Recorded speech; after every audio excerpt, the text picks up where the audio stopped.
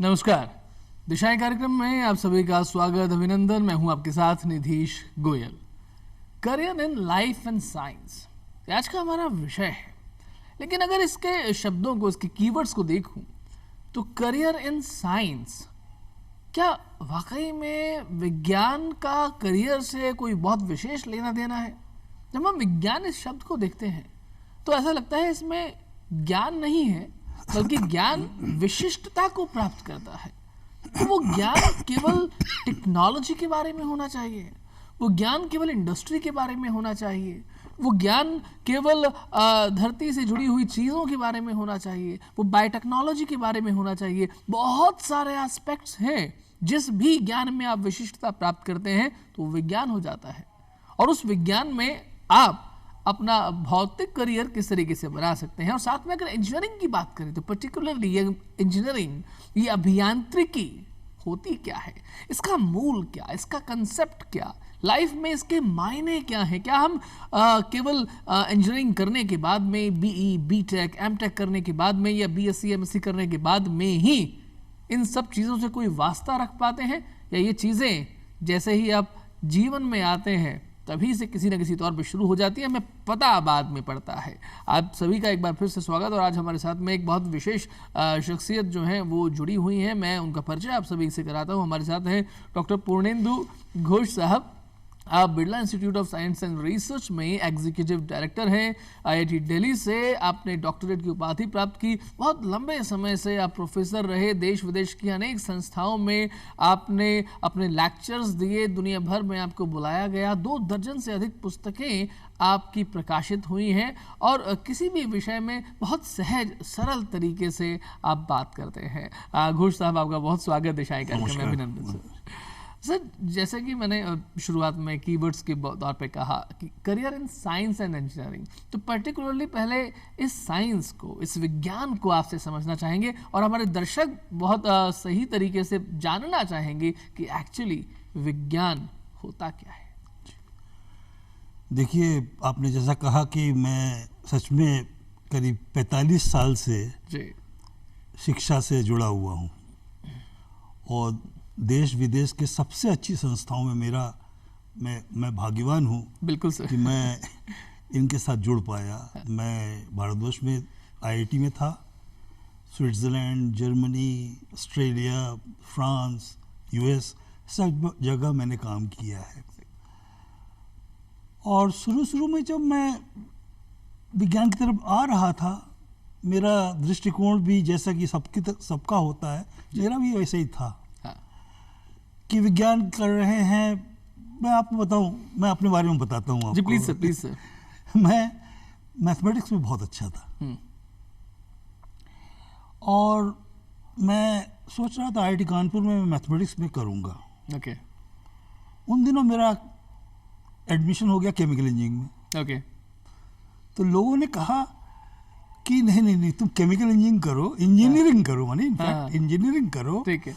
और मैथमेटिक्स से ज़्यादा इसका, आज मैथमेटिक्स को आप जो देख रहे हैं, उन दिनों मैथमेटिक्स का उतना नहीं था, स्कोप नहीं था। इंजीनियरिंग का बहुत ज़्यादा स्कोप था। तो मैंने कहा कि नेचुरली मैंने कहा कि ठीक है, इंजीनियरिंग तो अच्छी चीज़ होती है। और मुझे एक अच्छे इंस्टीट्यूट से केमिकल इंजीनियरिंग करने का अवसर प्राप्त हुआ, तो मैंने उसको ले लिया। उसके बाद मैंने बीटेक किया। बीटेक करने के बाद में अब क्या करेंगे, नौकरी ढूंढते हैं, यही नॉर्मल तरीका यही होता है। सही बात है, सामान्य बात है। और मैंने भी इस तरह ढूंढा, लेकिन मुझे उन दिनों कुछ स्टील इंडस्ट्री में, कुछ इस तरह की इंडस्ट्रीज में कुछ नौकरियां थी, और कुछ केमिकल इंडस्ट्री में नौकरियां थी। नौकरियां उतनी नहीं थी जितनी की होनी चाहिए। तो मैंने कहा कि मैं एमटेक कर लेता हूँ। ठीक है जी, मैंने एमटेक कर लिया। एमटेक करने के बाद में फिर मुझे तब ये हुआ कि अब तो सीरियस मोड पे आ गए हैं हम। और उन दिनों मैं आपको एक बहुत ही अपने मन की बात बता रहा हूँ। जी जी जी। उन दिनों मैंने एक बहुत बड़ी संस्था में इंटरव्यू दिया, और उस इंटरव्यू में मैं आपसे कहना चाहता हूँ, वो मेरा पहला इंटरव्यू था, और इतना अच्छा इंटरव्यू कंडक्ट किया गया जिस तरह से, जी, मैं आज तक नहीं किया है।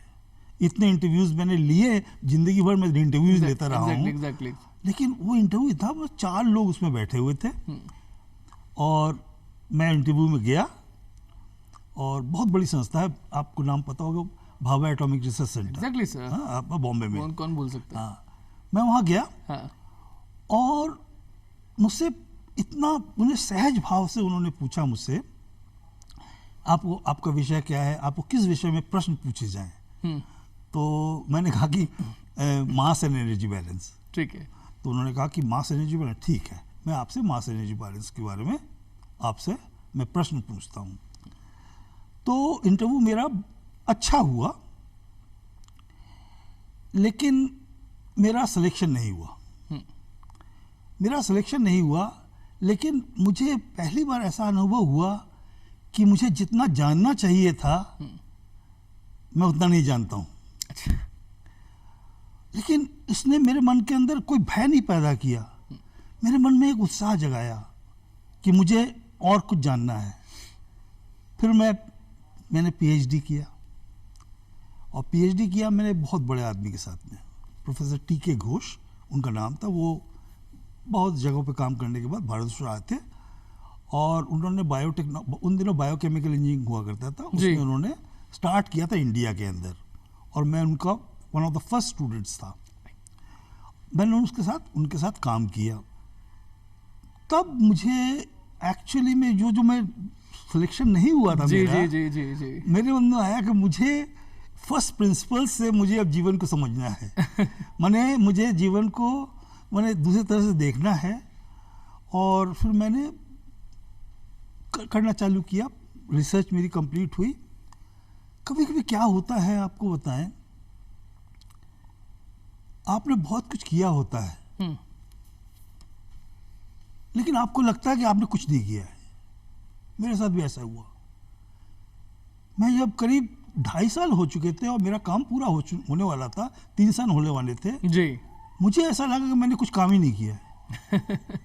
और मैं पीएचडी प्राप्त करने लायक नहीं हूँ। तो मैंने अपने जाके प्रोफेसर से कहा कि उन्होंने कहा तुम्हारा दिमाग खराब हो गया, तुम्हारा तो काम तो बहुत अच्छा हो, तुम्हारे पेपर्स भी निकले हैं, तुम्हारा काम भी अच्छा है, तुम सी सबमिट को। लेकिन क्या होता है, मन में जब आ जाती है कोई बात ना, मैंने एक छोड़ छाड़ के उस मोमेंट में छोड़ छाड़ के मैंने एक नौकरी ले ली।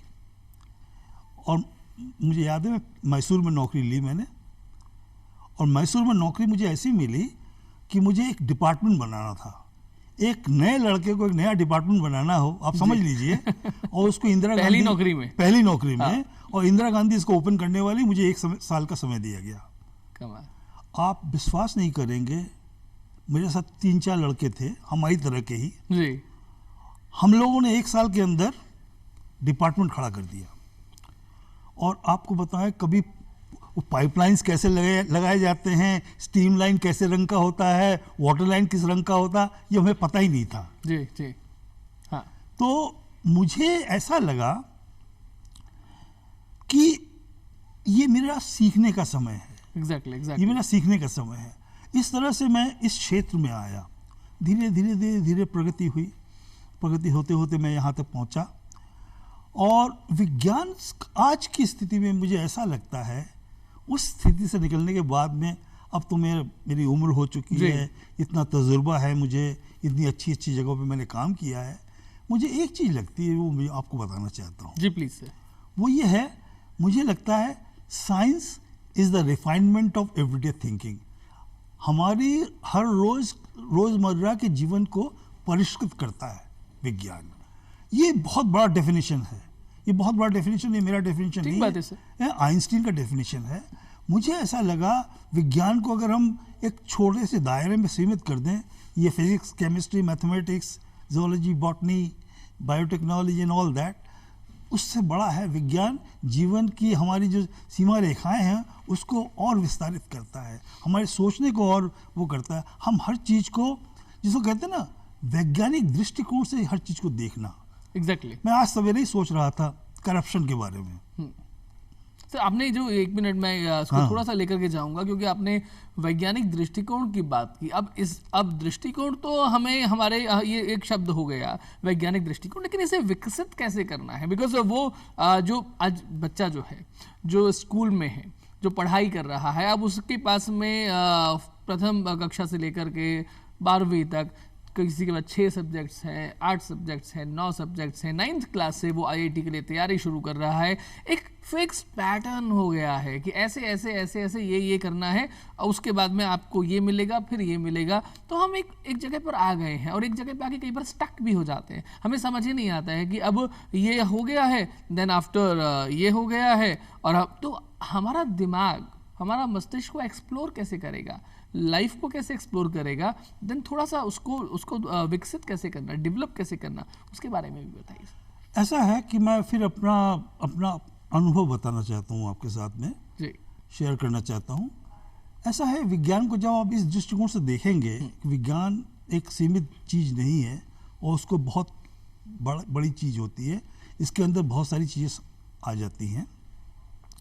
तो सबसे पहली बात होती है कि मैं चूँकि टीचर हूँ और ज़िंदगी भर मैंने टीचिंग किया है, मेरा खुद का अनुभव है विज्ञान को जिस दृष्टि से आप देख रहे हैं या हमसे कह रहे हैं, उसके लिए सबसे ज़रूरी है कि हमारी टीचिंग पद्धति को चेंज करना।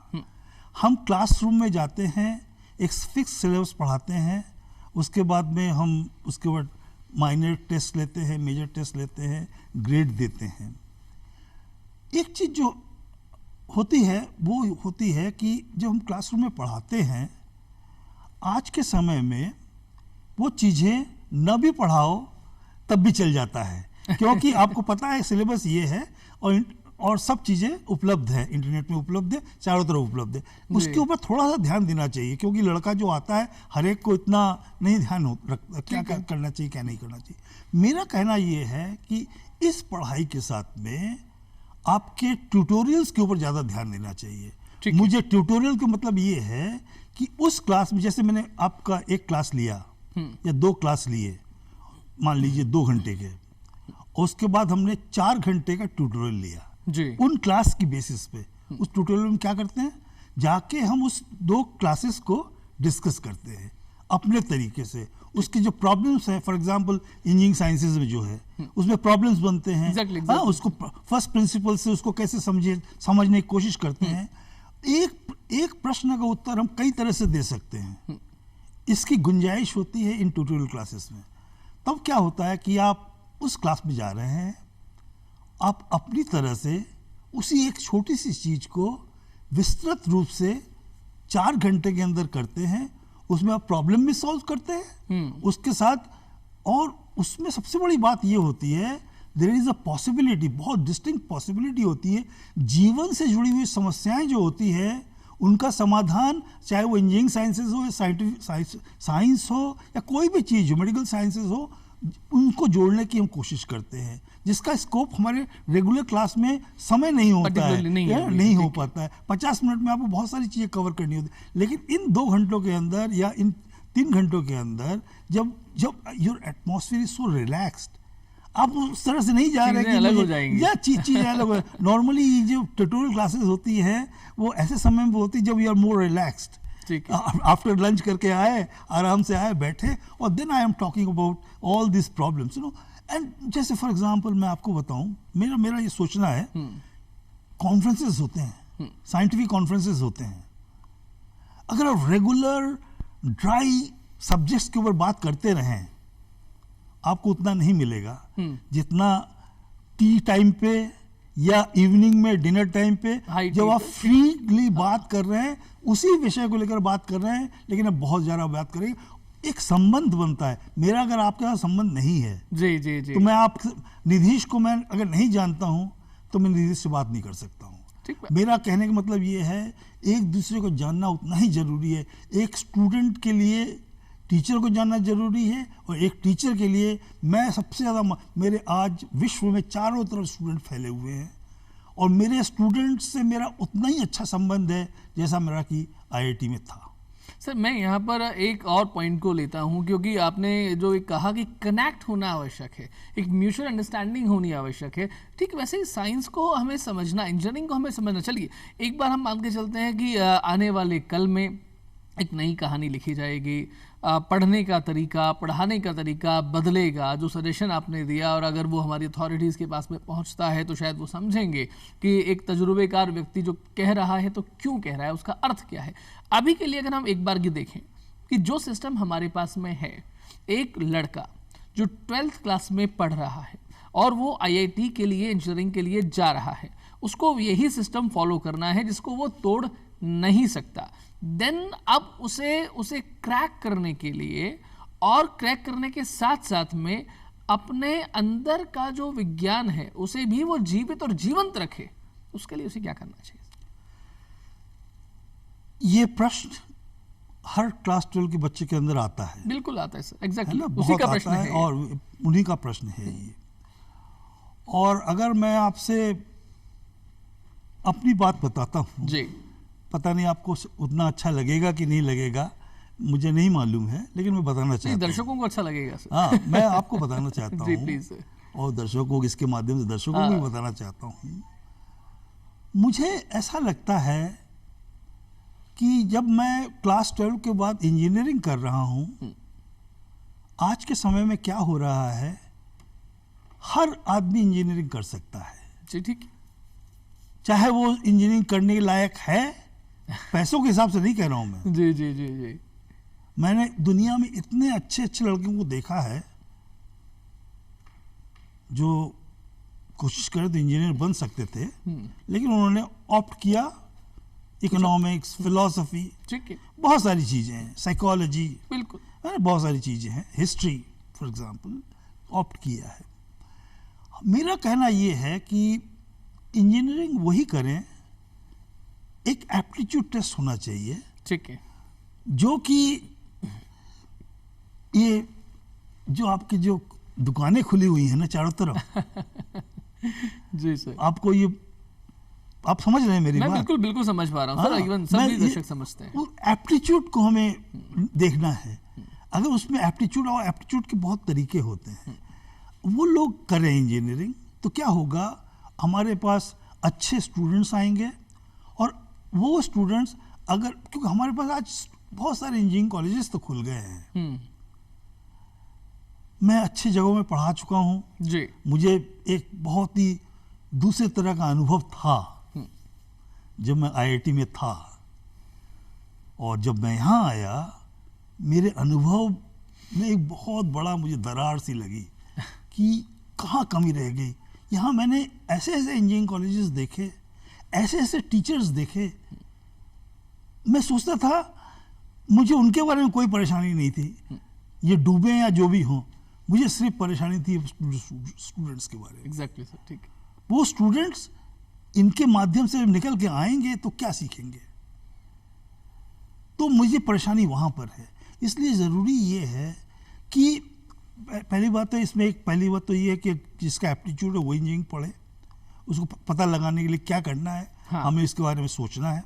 क्योंकि मालूम कैसे हो इस चीज़ के बारे में, बिकॉज आप जो बात कह रहे हैं ये न केवल उन लोगों के लिए है जो नहीं कर रहे हैं, बल्कि उन पेरेंट्स के लिए भी है। एग्जैक्टली आपको ये पता है, मैंने एक बहुत छोटी सी कहानी लिखी थी, वो मेरी पहली कहानी थी, द राइजिंग सन। जी सर, हाँ, पता नहीं मैं आपने पढ़ी कि नहीं? नहीं हाँ आपने, हाँ उसमें मैंने यही लिखा था कि एक पिता इंजीनियर बनना चाहता था लेकिन नहीं बन पाया था। वो चाहता था मेरा बच्चा IIT में जाए, तो उसके संघर्ष की कहानी थी।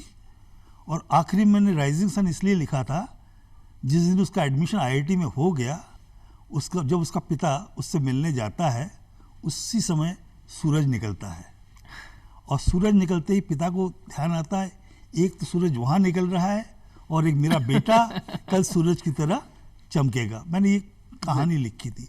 जब मैंने ये कहानी लिखी थी तो मेरे मन में बहुत सारी बातें थी, क्योंकि ये मेरा तजुर्बा था जी, कि मैं कई स्टूडेंट्स को देखता था, उनके अंदर जो एक इतने कठिन परिश्रम के बाद जो IIT में आते थे, उसके बाद उनके अंदर जो फीलिंग होती थी, एक जो फ्रीडम की फीलिंग होती थी, उसको मैंने इसमें कहानी में लिखने की कोशिश की है और पिता के साथ में संबंधों को लिखने की मैंने कोशिश की है।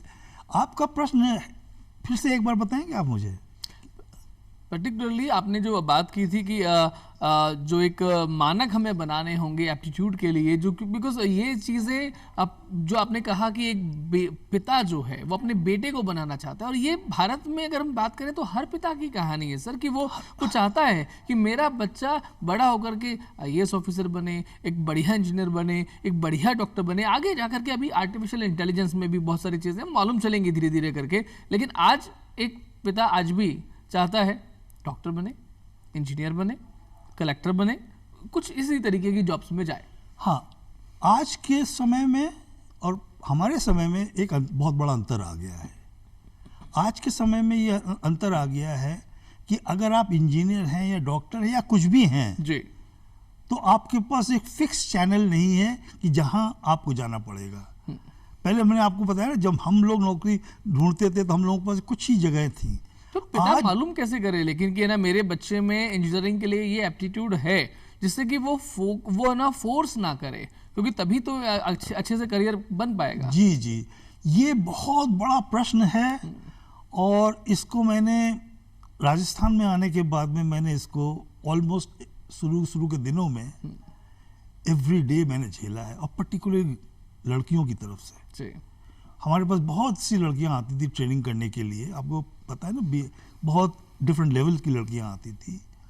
उनका ये था कि मैं आपको एक दूसरा पहलू पेश कर रहा हूँ। हाँ। उनका ये था कि मेरी इच्छा तो ये करने की है लेकिन मेरे घर वाले समझते ही नहीं है। मैं अभी रिसेंटली मैंने एक इंटरव्यू लिया जिसमें उन्होंने कहा कि मेरी विकलांगों के प्रति बहुत सहानुभूति है और मैं उनके साथ काम करना चाहती हूँ, लेकिन मेरे घर वाले मुझे बिल्कुल भी इस चीज़ के साथ जुड़ने नहीं देना चाहते हैं। क्यों? लेकिन कहते मेरा मन है, इसलिए मेरा क्या हो रहा है, मनमुटाव हुआ जा रहा है। मेरा कहना ये है कि आपको पता चल जाता है, अगर आप एक समझदार ठीक है मेरे फादर हैं, मेरे भी बच्चे हैं, मेरा लड़का कंप्यूटर साइंस में है, मेरी लड़की फैशन डिज़ाइन में है, दोनों ने अच्छी जगहों से शिक्षा प्राप्त की है, दोनों अच्छा कर रहे हैं। मुझे पता था ये क्या करने वाले हैं, मुझे पता था, क्योंकि पिता सिर्फ एक पिता बनने के लिए पिता नहीं बनता है, टूल नहीं है वो। नहीं, पिता को जो अपने बच्चों का संबंध जो होता है ना, ये बहुत जरूरी है। जैसे मैंने आपसे कहा कि स्टूडेंट का टीचर के साथ जो संबंध होता है ना, पिता का पुत्र का संबंध या पिता पुत्री का संबंध वैसा ही होना चाहिए। तुम हमारे दोस्त हो, लेकिन तुम्हें भी पता है कि तुम कितने बढ़ सकते हो, हमें भी पता है हम तुम्हारे कितने नजदीक आ सकते हैं। आपने बड़ी समझदार ये जो एक शब्द उपयोग किया था कि समझदार पिता, तो ये पेरेंट्स के लिए है कि आप वो बच्चे को बहुत समझदार बनाना चाहते हैं, लेकिन आप कितने समझदार हैं इसका इंट्रोस्पेक्शन बिना कोई ईगो अपने मन में लेकर के आए, बिना कोई अहम अपने मन में लेकर के आए करना पड़ेगा। अब यहाँ पर 2 बार मैंने एक शब्द को उपयोग किया सर, मन, और आपने भी कहा था मन, तो मन का स्वामी चंद्र होता है। और भारत में भी चंद्रयान जो है मिशन जो है वो गया है। तो ज़रा इस चंद्रयान मिशन से के बाद में जब हमने देखा कि यूट्यूब पर जब चंद्रयान लॉन्चिंग हो रही थी, सॉफ्ट लैंडिंग हो रही थी, 8 million people were watching, it's a record. 8 million लोग एक साथ लाइव इसे देख रहे थे। यहाँ पर कोई मजाक, कोई लफ्फाजी, कोई मस्ती, कोई धमाल, कोई हिंसा, कोई बयानबाजी, कुछ नहीं था। सिंपल एक साइंटिफिक अचीवमेंट था। 8 मिलियन लोग एक साथ उसे लाइव देख रहे थे, यानी कि ये लोगों में इंजीनियरिंग के प्रति एक दिलचस्पी है। स्पेस मिशन पे लोग अगर जाना चाहे, अगर छोटा बच्चा भी जाना चाहे, तो उसे आपकी क्या सलाह होगी कि वो उसे कैसे राह में आगे बढ़ना चाहिए, चाहे वो 5th क्लास का बच्चा हो जो सपना देख रहा है, या एक स्टूडेंट जो IIT से पास आउट कर रहा है, चाहे केमिकल इंजीनियरिंग से है, लेकिन फिर भी उसकी इच्छा है कि मुझे जाना तो साहब इसरो में है या नासा में है, क्या करना चाहिए? बहुत ही अच्छा प्रश्न आपने पूछा। इस संदर्भ में मैं आपसे कुछ बातें बताना चाहता हूँ कि ये मैंने अभी कुछ दिनों पहले एक इंटरव्यू लिया था। जी सर। जैसे आप मेरा ले रहे हैं मैंने उनका लिया था, डॉक्टर बीएन सुरेश का मैंने इंटरव्यू लिया था।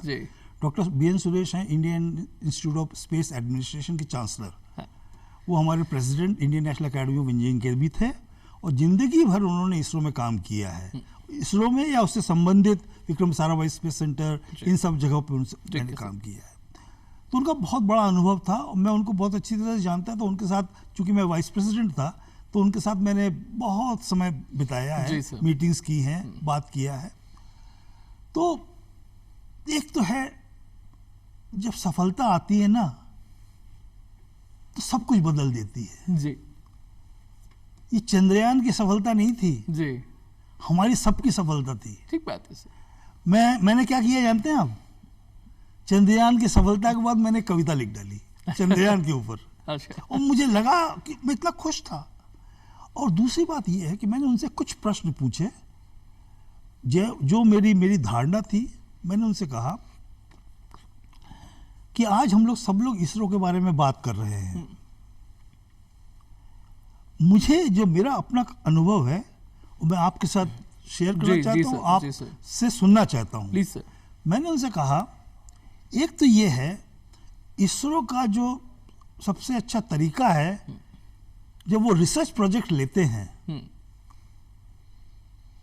तब सबसे पहले वो ये बात नहीं करते हैं कि कितने पैसे इसमें लगेंगे। वो ये बात करते हैं कि क्या करना है हमें। ये आप समझ रहे हैं ना, जो रिसर्च में रह चुके हैं, जो R&D में रह चुके हैं, सबसे पहले तो बात करें कितना पैसा खर्चा होगा। Exactly, आजकल तो सबसे पहले यही होता है कि बजट कितना होगा, ये सोचें फिर आगे बढ़ेंगे। बाद में तो बात अरे भैया पहले बात तो करो करने लायक चीज है कि नहीं है। वो तो तुमने बात किया नहीं। तुम पहले को इतना अच्छा मैं इतना नहीं दे सकता हूँ, 10 लाख मेरा बजट, उसमें 5 लोगों को देना, 2 लाख आपको दे सकता। ये कोई तरीका नहीं है R&D करने का।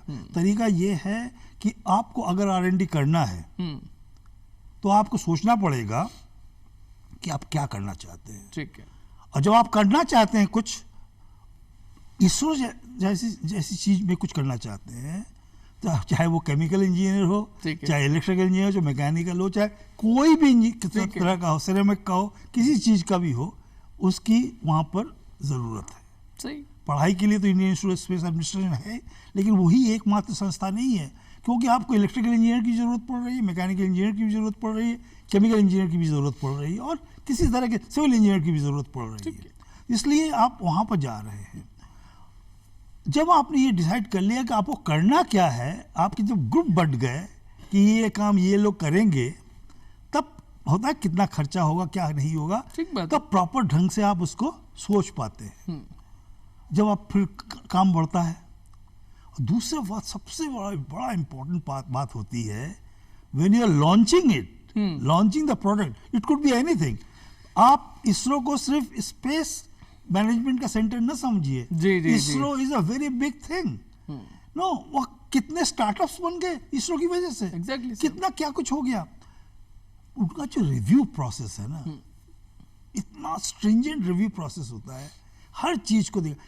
अगर आज आप ये सोचिए, एक ने बड़ा अच्छा टिप्पणी की इसके ऊपर। उन्होंने ये कहा आज 2 संस्थाएं हैं, एक है नासा और एक है इसरो। नासा के पास बहुत सारे इंडियंस हैं और इसरो के पास एक भी अमेरिकन नहीं है। तब भी वो दोनों एक ही तरह से आगे बढ़ रहे हैं। ये है हमारी आत्मनिर्भरता। आत्मनिर्भरता से ये होता है हम आत्मनिर्भर हैं, हम अपनी चीज अपने। और जब तक आप आत्मनिर्भर नहीं हो, आज की स्थिति में नहीं कह रहा हूँ, आने वाले समय में सबसे बड़ी अगर किसी कंट्री की जरूरत है वो आत्मनिर्भरता। आपको कोई कुछ नहीं देने वाला है। आप जितने बड़े पावरफुल बनेंगे ना, आपको लोगों से उतनी कम चीजें मिलने लगेंगी। सिंपल सी बात। ठीक है। सिंपल लॉजिक है। आप थोड़ा सा ऐसा भी लगा कि जब आपने आत्मनिर्भरता की बात की, कि जो आपने शुरुआत में भी कहा कि बहुत सारी दुकानें खुल गई हैं, तो पढ़ाई में भी हमें आत्मनिर्भर बनना होगा। खुद से अपने आप को जो है वो पढ़ करके चीज़ों को समझना पड़ेगा, आइडेंटिफाई करना पड़ेगा, और तब जो चीज़ें निकलेंगी तो शायद वो आपके लिए एक एस्ट्रोनॉट बनने का रास्ता, स्पेस मिशन पर जाने का रास्ता, इसरो पे जाने का रास्ता साफ कुछ भी करने का रास्ता दिखने लगेगा। जी, कुछ भी करने का रास्ता। और एक चीज बहुत इंपॉर्टेंट मुझे ऐसा लगता है, अब मुझे लगता है, मेरी उम्र बताती है कि सेल्फ स्टडी भी बहुत इंपॉर्टेंट चीज है। हर समय जैसा होता है ना, हर चीज के लिए आप गवर्नमेंट की तरफ ना ताकते रहिए, ठीक है, हर समय आप टीचर की तरफ ताकते न रहिए। सेल्फ स्टडी नाम की कोई चीज होती है, Exactly. हर चीज उपलब्ध है आपके पास में। आपके पास बुद्धि आपके टीचर से ज्यादा अच्छी है, आपकी उम्र आपके साथ में है। सर मेरी बुद्धि अभी ये कह रही है कि हमारे पास में समय ज़रा कम रह गया और मेरे पास में सामने ये पुस्तक है जो आपकी है। अब मैं चाहूँगा कि इस पुस्तक के भी कुछ अंश जो है आप हमारे दर्शकों के सामने अगले, क्योंकि हमारे पास समय थोड़ा कम है, लेकिन जो ये आपने अपना तजुर्बे से वैज्ञानिक दृष्टिकोण जिसकी शुरुआत में ही आपने बात की थी, तो हम कार्यक्रम का जो क्लोजिंग करें वो भी उस वैज्ञानिक दृष्टिकोण के साथ में ही करें। देखिए, इस किताब को लिखने का मेरा उद्देश्य था कि विज्ञान को मैं अपनी दृष्टि से लिखना चाहता था जी। उसमें मैं विज्ञान के बारे में फिजिक्स के लॉज या केमिस्ट्री के लॉज या बायोलॉजी के या मैथमेटिक्स के ये सब चीज़ें नहीं बताना चाहता था जी। हमारे जीवन को जो science is refinement of everyday thinking, ये मेरा एक लाइन था मेरे सामने। इसके बाद मैंने किताब को लिखना चालू किया, तो मेरे मन में जो प्रश्न उठे मैंने इन किताबों में लिखा। फॉर एग्जाम्पल, मैंने इसका पहला है वैज्ञानिक अंतर्दृष्टि और सामाजिक चेतना। अगर सामाजिक चेतना नहीं है तो वैज्ञानिक अंतर्दृष्टि करेगी क्या? समाज को उतना ही सशक्त होना पड़ेगा जितना कि वैज्ञानिक है, क्योंकि फीडबैक समाज से आना है। ठीक है ना। मेरा दूसरा था, कुछ सवालों के जवाब नहीं होते हैं तो क्या उन सवालों को मैं बंद कर दूं? विज्ञान कहता है नहीं, जवाब नहीं, आज नहीं है, कल आएंगे। कुछ सवालों के जवाब के लिए शायद विज्ञान काफी नहीं है, लेकिन हमें उत्तर चाहिए। ठीक है, जरूरी नहीं कि हम विज्ञान से ही उत्तर आए। ये एक विज्ञान को ये सोचना पड़ेगा, ये समझना पड़ेगा। उसके बाद मेरा एक था, बहुत बड़ा चैप्टर था अदृश्य मन के ऊपर। आपने जो प्रश्न उठाया, जी जी जी, ये जो मैं कहता हूं ना, माइंड वर्क्स 24/7। एग्जैक्टली सर, ठीक बात। 24 घंटे काम करता रहता है, 7 दिन काम करता रहता है। इस माइंड को जब काम करता है, वो कैसे काम करता है और किस तरह से काम करता है, किस चीज के लिए का, माँ का प्रेम, वो भी एक मनी तो कर रहा है, वात्सल्य बात है ना। ये कैसा होता है, न्यूरॉन नेटवर्क कैसे होते हैं, इनके बारे में मैंने सहज शब्दों में लिखा है कि कैसा क्या एक दोस्त के प्रति जो प्रेम होता है, हमारा कौन सा न्यूरल नेटवर्क काम करता है। इस तरह से मैंने उनको बताने की कोशिश की है कि विज्ञान आपके जीवन के हर पहलू को देखता है, उनके बारे में सोचता है, और विज्ञान के मतलब ये नहीं है बड़े बड़े अप्लायंसेस ही सिर्फ बना दे, वो तो बनाएगा ही, वही उसका काम है। लेकिन आपको भी वो उतनी ही, उसकी अंतर्दृष्टि ऐसी है, वो आपको भी देखता है, आपको ही समझने की कोशिश करता है, तब भी विज्ञान सफल हो सकता है। मैंने एक लिखा था कि चिकित्सा जगत के विभिन्न पहलू, मैं मेडिकल साइंसेस को देखता हूँ, डॉक्टर्स को जब देखता हूँ कि जब उनके पास मरीजों के लिए समय नहीं रहता है ना, तो मुझे बड़ा दुख होता है। मुझे लगता है मरीज सबसे ज़्यादा इंपॉर्टेंट एक डॉक्टर के लिए है, उसके लिए समय जरूर निकालना पड़ेगा तुम्हें, उसके लिए समय तुम्हें कैसे भी हो तुम्हें निकालना पड़ेगा। हम एक कंप्यूटर में हम जाते हैं, एक कंप्यूटर में बंद पाए जाते हैं, हमारे बारे में सब वो जानते हैं, लेकिन कंप्यूटर हमारे बारे में क्या जानता है जब तक हम डॉक्टर से बात नहीं करते हैं। हम इसके बारे में मैंने लिखा है, इसका उदय कैसे हुआ। अच्छा, हाँ, इसका उदय कैसे हुआ, ये डॉक्टर और पेशेंट का रिलेशनशिप बना क्यों, यहाँ पर भी विज्ञान है। हाँ, यहाँ पर भी विज्ञान है, इसको मैंने किया। फिर मैंने कहा खाद्य उत्पादन अगर आप सोचते हैं, मैंने इसके 2 पहलू देखे। एक तो उत्पादन का पहलू देखा, और खा के मोटे होते चले जा रहे हैं, ओबेसिटी का पहलू भी देखा मैंने दोनों के अंदर बैलेंस करना बहुत जरूरी है ना। इसको भी मैंने देखा, तो मैंने इसके बारे में भी मैंने लिखा। मैंने बायोटेक्नोलॉजी लिखा, फूड टेक्नोलॉजी क्या होती है, बायोटेक्नोलॉजी क्या होती है, इसको खाद्य उत्पादन कैसे बढ़ाओगे। लेकिन खा के तुम इतने मोटे ना बन जाओ कि तुम्हारे फैट सेल्स इतने ज्यादा ना हो कि तुम्हारे ऊपर काबू पा लें और तुमको कुछ करने ही नहीं दें। How to protect that, protect yourself from obesity and all that, इसको भी मैंने लिखा। फिर मैंने लिखा एक मानवीय संगठन क्या होता है जी, ह्यूमन ऑर्गेनाइजेशन से बहुत सारे होते हैं, ठीक, लेकिन ह्यूमन ऑर्गेनाइजेशन क्या होता है, उसको मैंने बायोलॉजी के कुछ एग्जाम्पल्स लिए। कि मैंने कहा है इवोल्यूशन जब होता है उसका बिलियंस एंड बिलियंस ईयर्स का इतिहास है, उससे हमने बहुत कुछ सीखा है। उन सीख को मैं अगर अपने जीवन में उतारूं जी, तो एक मानवीय संगठन बनाने की हम सोच सकते हैं। ये एक नया पहलू है। मेरे मन में आता है कि अब मेरे मन में ऐसा आता है कि मैं जीवन भर इसी के ऊपर काम करता रहूं, मेरे पास समय नहीं है। एक्चुअली लेकिन आप लोग करेंगे? नहीं, डेफिनेटली सर, हम लोग करेंगे। और मुझे लगता है कि ये जो प्रोग्राम की क्लोजिंग है, आपने जो ये इवोल्यूशन की बात की है, it's a very right time, because हम बहुत अधिक समय तो हम नहीं दे पाएंगे। लेकिन यहाँ पर जो सर ने बात की है कि विज्ञान में आपको करियर बनाना है, लेकिन ये विज्ञान केवल उस सब्जेक्ट साइंस विज्ञान तक सीमित नहीं है जो आप अपनी किताबों में पढ़ रहे हैं। अगर आप इतिहास पढ़ रहे हैं तो इतिहास में भी विज्ञान है। तो इस प्रोग्राम का कंसेप्ट जरा बड़ा हो गया। हमने जब स्पेस मिशन की बात की, चंद्रयान की बात की, इंजीनियरिंग की बात की, इसरो की बात की, नासा की बात की, तो हम लोग इंजीनियरिंग की बात कर रहे हैं। लेकिन लाइफ की अपनी एक इंजीनियरिंग है, जीवन का अपना एक विज्ञान है। तो वो इतिहास में भी है, वो बायोटेक में भी है, वो आपने जब मेडिकल साइंस की बात की, एक डॉक्टर मरीज के रिश्ते की बात की, उसमें भी है। तो ये बहुत सारे उसके पहलू निकल कर के सामने आते हैं जो विकसित करना होगा हमें अपना वैज्ञानिक दृष्टिकोण। क्योंकि अप्लायंसेस बनाना